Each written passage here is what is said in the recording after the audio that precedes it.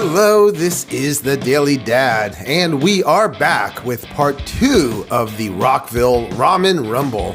In this video series, we're doing something fun as we are looking for the best ramen experience here in Rockville, Maryland. And this video is the second of 3 videos that will allow you to see how this all plays out in determining who will be ramen royalty. All ramen are 50 shades of good, but only one can be the best. If you've missed the first video though, please click on the link that you see so that you can see how we've gotten to this point. Because now, here we are in round 2, and the winner of round 2 will go up against the winner of round 1 and meet in the finals. So, thank you for watching, thank you for liking, and thank you for subscribing. This is the Rockville Ramen Rumble on the Daily Dad. Irashai Mase.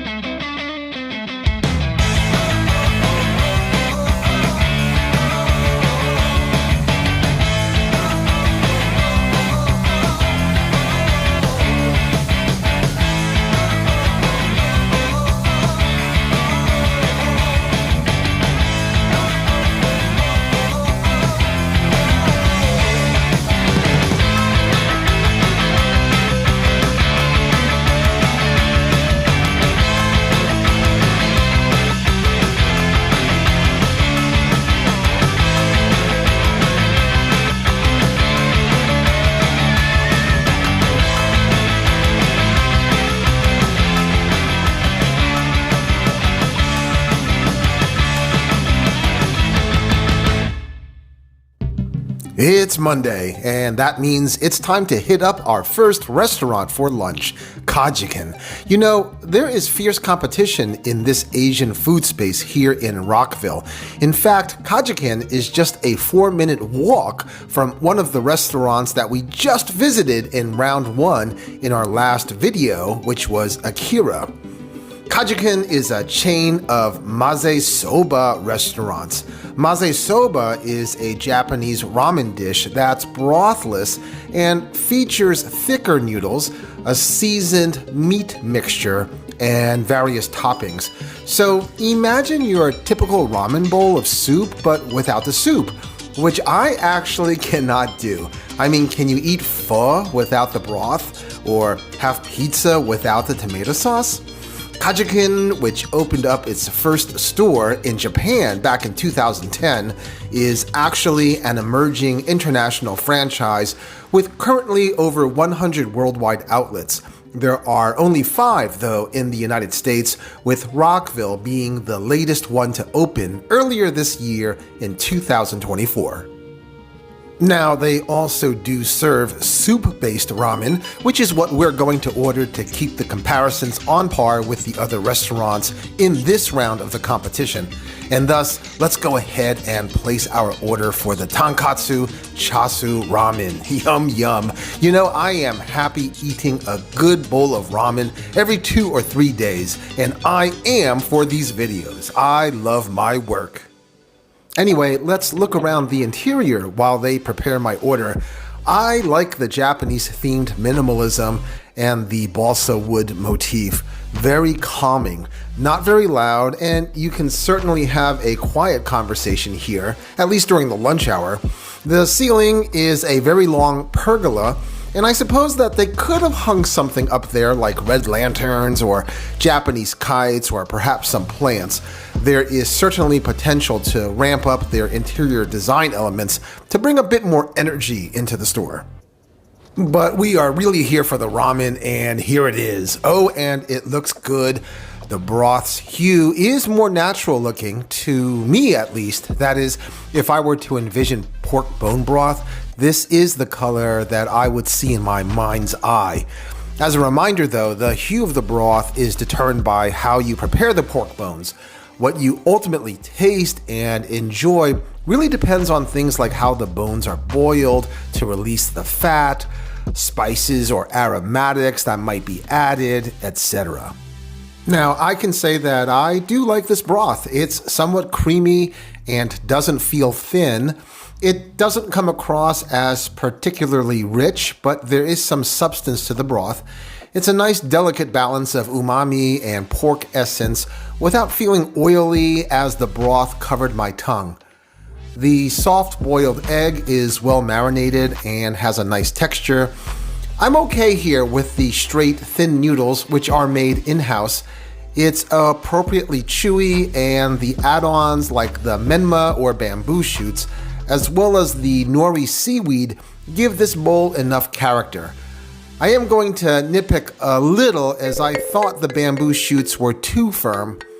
Also, and somewhat strangely, the temperature of the ramen broth wasn't that hot. The bowl arrived at my table not even 3 or 4 minutes after I had placed my order, so maybe they rushed through its preparation somewhat? I'm not sure. There were only 8 other people there today, again, Monday. I wasn't in a hurry, but maybe the kitchen staff was. Anyway, the highlight here is, without a doubt, the chasu pork. Soft, nicely seasoned, easy to chew, very nice, very nice. My taste buds were definitely happy and wanting more. Overall, I liked that you could taste the noodles as it blended well with the broth. All the ingredients here had a separate but distinct job, so everything in the bowl played nicely with each other. Yet, I have to say that for whatever the reason, I didn't feel that my hunger had been completely satiated.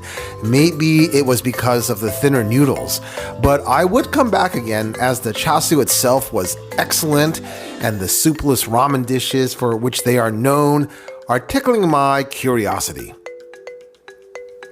Up next, we have our final contender, just 1.5 miles up the road. And this restaurant, with its 38-person seating capacity and relatively small footprint, has been the mainstay of the Asian foodie scene here in Rockville for over 10 years. We're heading to Maki to see if they can make our tonkatsu chasu dreams come true.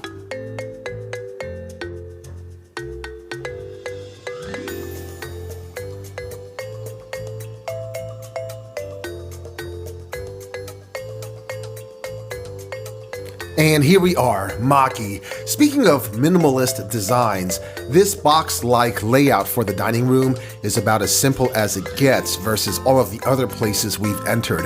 But it's got a nice laid-back vibe so that people of all ages can feel comfortable grabbing a meal here. There are 2 TVs playing Korean soap operas. There's a sushi chef constantly at work at his station. I liked the mural and the hanging lanterns and the unpretentious atmosphere, which is as comforting as your favorite pullover on a cool fall day. But you know what I really like? I like the fact that they offer a lunch menu and that chashu ramen is on the menu every day. $13.95? Dinner-sized portion? Whoa, score! Now, there are 6 varieties of soup bases, but to keep all comparisons even, we're going to stay with tonkatsu, yes please, and I am ready for a bowl. Oh man, and this looks good. I mean, I'm stating the obvious here because this restaurant has had over 10 years to make any necessary adjustments. The broth here leans towards yellow. Again, that doesn't make one broth better than the other since this is really just a result of how you prepare the pork bones. But this has a nice balance. It has that pork essence and the vegetable essence. It's steaming hot when delivered to my table, and after tasting it, I can feel my heart increasing 3 sizes as the broth swaddles my tongue on its way down towards my tummy. The broth, good to the last drop. Yeah, the broth is the best part. The chasu comes in second place after the broth. It is pretty close to that melt-in-your-mouth experience I've been trying to find. It's quite delicious, tasty. It's definitely a mouthful of yumminess. Coming in third were the noodles. Interestingly, this was the only of the 4 restaurants who didn't make their own noodles, as they purchased their noodles from an outside supplier. The noodles are fairly firm, and I suppose that there is a barely discernible difference between these noodles and made fresh noodles. I doubt anyone would otherwise notice. And then, bringing up the rear was the soft boiled egg. It was fine, except that the yolk was cold. The yolk of a soft boiled egg should actually be warm. Maybe they just took it out of the refrigerator and it didn't have enough time to heat up in the broth. Otherwise, the taste was fine, but I definitely had to pause after noticing the temperature difference. I also want to add that the bamboo shoots were soft and provided a nice textural counterpart to the noodles. Although I wished they could have added something else like sweet kernels of corn. After all, sweet corn does come with all of the other soup bases, so why not just make it consistent? Just some other final notes on this place. Service was brisk and they left a pitcher of water on the table for me, which I always think is a good idea. To be honest, at under $14 for lunch, this is an incredible value. And as mentioned before, the size of the bowl is the same as it is for dinner. The big advantage of eating at Maki, though, is its extensive menu that goes competently beyond just ramen. The place caters to all demographics, but I have to say that the wooden chairs won't be doing your butt any favors. And the door, when you exit, weighs around 1,000 pounds. Just try opening it and you will understand what I mean. Wow, making a decision on this one is going to be hard. It's almost a coin flip. But while I think all bowls of ramen are 50 shades of good, only one of these restaurants can advance to the next bracket. And in this head-to-head competition, the winner here is Kajiken. As a personal preference, I did enjoy the more complex tones of pork and vegetables in the Maki broth, but I liked the chashu at Kajiken better. It had a hard-to-describe buttery feel, and I also preferred how their homemade noodles paired better with their broth, although I wished the broth came out a bit hotter. Plus, the cold egg yolk earned Maki some minor penalty points. This one was a tough and maybe a surprising call, but Kajiken is your winner of the North Bracket. So, join me again in our next video as we continue to seek out the best ramen in Rockville. It's the Rockville Ramen Rumble. Hey, this is the Daily Dad reminding you to try new things and to be happy.